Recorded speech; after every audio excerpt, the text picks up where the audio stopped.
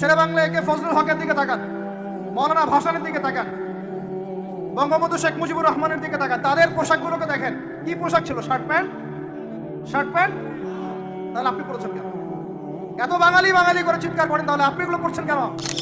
যখন ইংরেজ বিরোধী বিদ্রোহ চলছিল না, তখন বাঙালিরাও কবিতা লিখেছিল হিন্দিতে। আপনারা তো এগুলো হিস্ট্রি পড়েনও না। তখন তারা বলতেন, একটা স্লোগান দিতেন, সরফরোশি কি তামান্না আব হামারে দিল মে হ্যায়, দেখনা হ্যায় সোর কিতনা বাজুয়ে কাতিল মে হ্যায়। বুঝেন না এই কথা? আমাদের মনের মধ্যে এখন সরফরোশি কি তামান্না, স্বাধীনতার চেতনা আমাদের মনের মধ্যে এসেছে। দেখার বাকি আছে জালেমের বাহুতে কত শক্তি আছে। আমাদের বাপ দাদারা বাঙালি ছিলেন, খাঁটি বাঙালি। তাহলে আমরা কেন এখন জয়ীফ বাঙালি হলাম কেন, জাল বাঙালি হলাম? আপনার বাসার কমোড পর্যন্ত ইংরেজদের আদলে করা, সবকিছুই। খাবার অভ্যাস, খাদ্যাভ্যাস, আপনি পিৎজা বার্গার ছাড়া খেতেই পারেন না, খাদ্যাভ্যাস ইংরেজদের।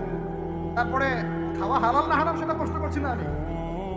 আপনি প্যাশনেট না তো আমাদের সংস্কৃতি নিয়ে? আমাদের সংস্কৃতির মূল জায়গাটা কই?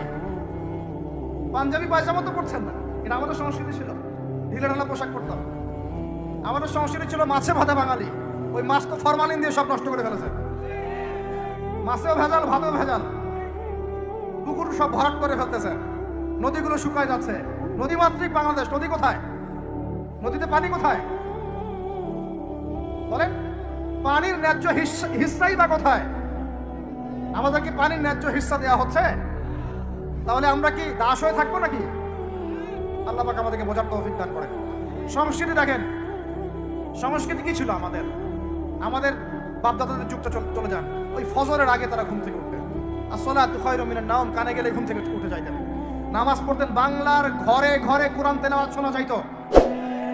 এখন কি শোনা যায়? ফজরে পুরা ঘুম।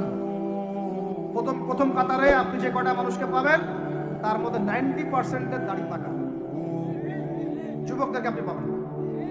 এরা ঘুমাচ্ছে রাত 3টায় 4টায়, 3-4টা পর্যন্ত এরা ফেসবুক, ইউটিউব, টিকটক এবং মেয়েদের সাথে হারাম অ্যাফেয়ার। এই ছেলেরা কি আদতে বাঙালি? এরা কি বাঙালি? না আমরা মুসলমান হতে পেরেছি ঠিক মতো, না বাঙালি হতে পেরেছি ঠিক মতো। যখন ইংরেজ বিরোধী বিদ্রোহ চলছিল না, তখন বাঙালিরাও কবিতা লিখেছিল হিন্দিতে। আপনারা তো এগুলো হিস্ট্রি পড়েনও না। তখন তারা বলতেন, একটা স্লোগান দিতেন, সরফরোশি কি তামান্না আব হামারে দিল মে হ্যায়, দেখনা হ্যায় সোর কিতনা বাজুয়ে কাতিল মে হ্যায়। বুঝেন না এই কথা? আমাদের মনের মধ্যে এখন সরফরোশি কি তামান্না, স্বাধীনতার চেতনা আমাদের মনের মধ্যে এসেছে। দেখার বাকি আছে জালেমের বাহুতে কত শক্তি আছে। আপনারা এখন কাজী নজরুল ইসলামের কবিতা পড়েন না? এক ভাই কবিতা আবৃত্তি করেছিলেন এখানে, খুব সুন্দর হয়েছে, মাশাআল্লাহ মাশাআল্লাহ। এগুলোর চর্চা কোথায়? সংস্কৃতি নিয়ে যে আমরা এত বড়াই করি, বলেন বাঙালির সংস্কৃতির চর্চা কোথায়? কাজী নজরুল ইসলামের কবিতা আমরা আমাদের পাঠ্যপুস্তকে পড়েছি। ওমর রাদিয়াল্লাহু আনহুকে নিয়ে কবিতা ছিল, মনে আছে? মনে নেই, ভুলে গেছেন? আমরা পড়েছি, মনে নেই আপনাদের? আস্তাগফিরুল্লাহ।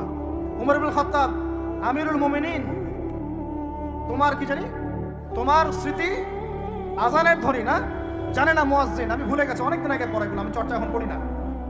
তো মুয়াজ্জিন জানে না যে হে আমিরুল মুমিনিন, তোমার স্মৃতিতেই এই আজান দেয়া হচ্ছে। মানে আমিরুল মুমিনিনের যে স্বপ্ন, এখান থেকে কিন্তু আজানের ইয়াটা আসছে। আর যায়েদ ইবনে সাবিত রাদিয়াল্লাহু আনহু স্বপ্ন থেকে তিনি হেঁটে যাচ্ছেন, একবার উটের পিঠে ভৃত্যকে বসালেন আর ভৃত্যকে নামালেন, তিনি উঠলেন, উনি নামলেন, ভৃত্যকে উঠালেন, এভাবে পায়ে হেঁটে হেঁটে বাইতুল মুকাদ্দাস পর্যন্ত গেলেন।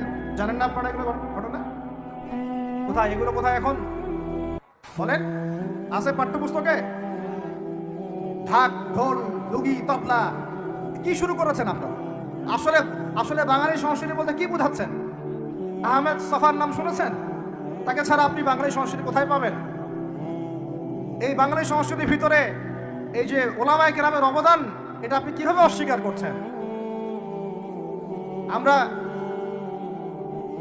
এখন পড়ে আছি কয়েকটা বিষয় নিয়ে। দেখেন, গান বাজনা, ঢাক ঢোল, ডুবি তবলা এবং এমন কিছু সংস্কৃতির নামে কাজ যেগুলোর মধ্যে শিরক আছে অথবা বেদাত আছে অথবা কুফর। আপনি রাস্তায় হাঁটছেন বানরের মূর্তি নিয়ে, বানরের সাথে আপনার কি সম্পর্ক? বানরের সাথে বাঙালি সংস্কৃতির কি সম্পর্ক? আমরা কি বানর থেকে আসছি? তাহলে বানরের মূর্তি আমি হাঁটে নিয়ে হাঁটবো কেন? বানর থেকে আসছে কারা?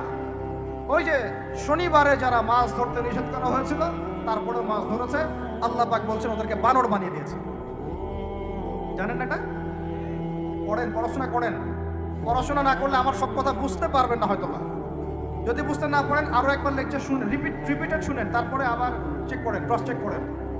একটা প্রজন্মকে আল্লাহ বানর বানিয়ে দিয়েছিলেন, কোরআনে দলিল আছে। আমরা কি সেই প্রজন্ম? তাহলে বানরের মূর্তি নিয়ে রাস্তায় হাঁটবো কেন? কেন আপনি পেঁচার সাথে আপনার কি সম্পর্ক? পেঁচা কি আমার ভাগ্যের প্রতীক? হাত থেকে যদি কিছু পড়ে যায়, আমাদের অনেকে বলে যে একটু বসে যান, অমঙ্গল হতে পারে। চিরুনি পড়ে গেলে বলে যে মেহমান আসতে পারে।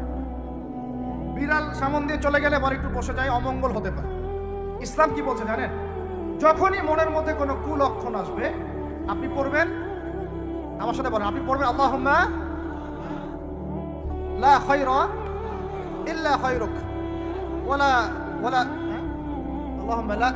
আল্লাহুম্মা লা তায়রা ইল্লা তায়রুক ওয়ালা খায়রা ইল্লা খায়রুক ওয়ালা ইলাহা গায়রুক। মানে আল্লাহ আপনার দেয়া কল্যাণ ছাড়া কোনো কল্যাণ নাই, আপনার দেয়া অকল্যাণ ছাড়া কোনো অকল্যাণ নেই, আপনি ছাড়া কোনো ইলাহ নাই। এই হলো মুসলমানের আকীদা। তো এখানে পেঁচার সাথে আপনার সংস্কৃতি কি সম্পর্ক?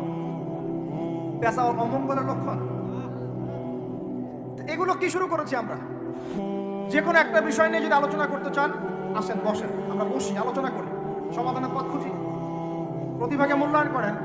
ইউসুফ আলাইহিস সালাম বলেছিলেন যে আমি বিশ্বস্ত আস্থাভাজন, আমাকে এই খাজানার দায়িত্ব দেন। কে বলেছিল?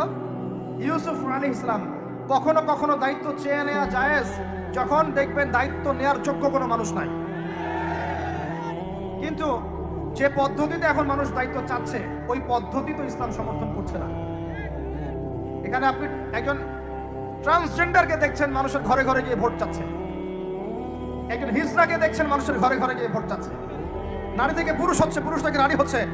তাও আবার ভাই ওইদিকেই নিজেরও লজ্জা লাগতেছে, কারণ আমি আবার উত্তরবঙ্গের মানুষ। তো এখন কথা হচ্ছে যে এইটা তো সিস্টেম না, প্রতিভাকে মূল্যায়ন করতে হবে। আপনাদেরকে আল্লাহ পাক তৌফিক দান করেন, বলেন আমিন। এখন কথা হচ্ছে সংস্কৃতি যদি আপনি ভিতরের চোখ দিয়ে দেখেন, দেখবেন টপ টু বটম আপনি ইহুদি খ্রিস্টানদের সংস্কৃতি ফলো করছেন। আপনার খাওয়া, আপনার রুচি, আপনার অভ্যাস, আপনার পছন্দ, আপনার বিয়ের অনুষ্ঠান, আপনার জন্মদিন, আপনার মায়ের ওই কি বার্ষিকী, বাবার ওই বার্ষিকী, যা যা করতেছেন সবকিছু কি কার অনুসরণ করতেছেন আপনারা? ইহুদি খ্রিস্টানদের। একটা ভবন উদ্বোধন করবেন, খুচুত করে একটা ফিতা কাটলেন, কাইটটা মাশাআল্লাহ পায়রা আপনি উড়াই দিলেন।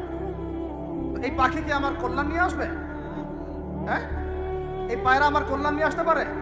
ওইখানে দাঁড়ায় 2 রাকাত নামাজ তো পড়তে পারতেন, পরে আল্লাহর কাছে দোয়া করতে পারতেন, আল্লাহ আমি এই কাজটা শুরু করলাম, আল্লাহ তুমি বরকত দান করো।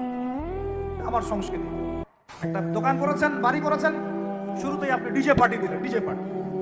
সুবহানাল্লাহ। সূরা বাকারার তেলাওয়াত তো দিলেন না।